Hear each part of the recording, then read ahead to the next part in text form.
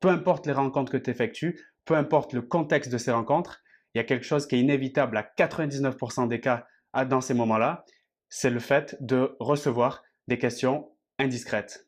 L'objectif de cette vidéo et plus globalement de ma chaîne YouTube, c'est de te permettre de rentrer dans ces 1% de personnes qui sont plus habiles socialement, que ce soit pour émettre les questions et pour répondre aussi à ces questions. Donc on va voir maintenant comment contourner ces questions indiscrètes. J'appelle les questions indiscrètes celles qui en termes de ressenti te mettent mal à l'aise, celles qui peuvent parfois provoquer un sentiment d'infériorité rien qu'à l'idée d'y répondre. Tu vois, tu essaies d'utiliser certains stratagèmes, certaines méthodes pour les contourner et certaines de ces méthodes sont souvent des erreurs et on va les voir après. Peu importe le contexte, que ce soit des rencontres dans ton nouveau travail, des amis qui te présentent de nouvelles personnes, etc. Ce qui se passe, c'est qu'il y a des questions qui reviennent souvent. Je te donne des exemples. Tu fais quoi dans la vie? Ça, c'est la numéro un. Est-ce que tu es célibataire? Sans indiscrétion, tu touches combien? Tu vois, toutes ces genres de questions qui peuvent nous mettre dans des situations de difficulté, ou les questions du genre, tu vis seul? Tu sais, toi, admettons, tu as 36 ans, tu vis chez tes parents, donc dans ta tête, tu te dis, ah, je sais pas trop qu'est-ce que je vais répondre à ça. Tu vois, voilà, c'est ça les questions indiscrètes. Quelles sont les erreurs fréquentes face à ces questions? Pour t'illustrer des erreurs fréquentes, je donne un exemple d'une situation que j'ai pu connaître il y a une dizaine d'années. Donc, c'était ma première expérience d'être dans ce qu'on appelle le chômage, c'est-à-dire après mes études, ben, j'étais dans un moment où je travaillais pas et ben, forcément toutes ces questions quand je rencontrais des gens arrivaient régulièrement, c'était quasiment quotidien. Donc le tu fais quoi dans la vie? Et je répondais je suis en train de chercher du travail. Tu vois, donc quand je le disais, ça passait extrêmement mal puisque moi je me sentais mal avec ce que je disais et la personne ressentait le mal-être que j'avais moi en le disant. Donc ça créait un manque de sécurité dans la relation. En vérité, je cherchais pas du tout du travail, je m'amusais à bloc et j'expérimentais ma vie en tant que personne libre, tu vois. Est-ce que ça te parle ce type de situation ou est-ce que toi-même tu effectues ce genre de contournement, donc de questions indiscrètes?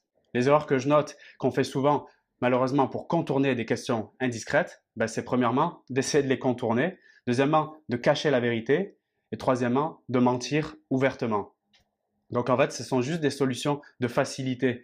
Le problème, c'est que ça transmet directement, comme je t'ai dit, un manque de confiance, un manque de sécurité dans la conversation et puis à long terme dans la relation. Ça amplifie le sentiment de honte, la sensation de mal-être et tu le transmets vraiment à l'autre, quoi. C'est vraiment pas positif. Tu vois, c'est comme si, je sais pas si tu as fait cette expérience, mais c'est comme si tu essayes de te brosser les dents sans dentifrice. Alors sur le coup, tu vois, ça va marcher, tu vas sortir, tu auras plus ou moins les dents blanches, tu vas être bien et tout, mais essaye de le faire une fois, deux fois, 10 fois, 100 fois pendant des centaines de jours. À mon avis, tu risques de payer fort, le prix fort, l'addition chez le dentiste. Clairement, c'est le meilleur moyen de faire mal tourner une relation. Tu te doutes bien qu'il y a des solutions, et c'est pour ça que je veux t'en faire le partage aujourd'hui, des solutions pour te sentir mieux, pour augmenter ta valeur sur le long terme et pas être en difficulté lors de nouvelles relations, lors de nouvelles rencontres face à ce genre de questions. Donc moi, la solution que je te propose là, c'est tout simplement de ne pas essayer de chercher à contourner ou d'éviter donc les questions. L'idée, c'est d'accepter et d'y répondre directement. De faire ça donc sous deux conditions, de le faire sans chercher à plaire et de le faire sans se dévaloriser. Le but, c'est d'assumer pleinement sa situation pour gagner en valorisation auprès de nous-mêmes, auprès des autres, pour gagner en humilité, pour sécuriser à la fois la conversation et donc la relation aussi sur le long terme.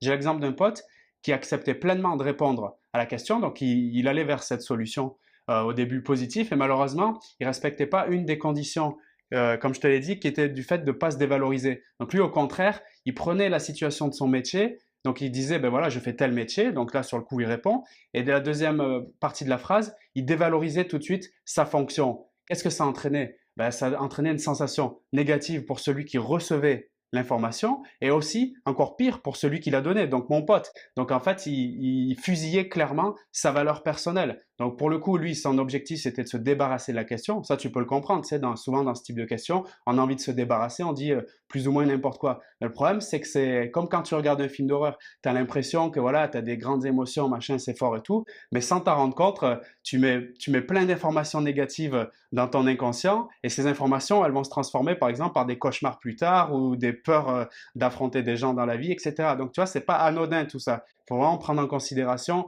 chaque chose que tu penses, chaque chose que tu dis, c'est une importance majeure. D'où le fait donc d'accepter, d'assumer et d'y répondre positivement. Justement, là, il est possible que tu te poses la question, ok, super, mais comment accepter de répondre directement sans se dévaloriser et sans chercher à plaire? Le meilleur moyen que j'ai trouvé pour accepter et répondre efficacement à ces demandes, ben, c'est le fait de, comme quand tu prépares un examen à un oral, ben, c'est d'anticiper et de préparer, tu sais, en faisant donc un inventaire des questions qui te mettent en difficulté. Et après, tu notes les vraies réponses, les réponses sincères, tu sais, es au calme, tu notes ça, sous forme donc de résumé court en une phrase et positif, tu vois, donc qui te fait sentir mieux. En gros, tu prépares une phrase qui présente la situation. Donc, je suis au chômage, je suis seul ce soir, je suis célibataire. Et après, tu rajoutes une petite phrase sincère sur le versant positif de la situation. En d'autres termes, ça peut être ce que tu veux faire pour faire évoluer la situation ou bien ce que tu penses tout simplement de la situation en cours.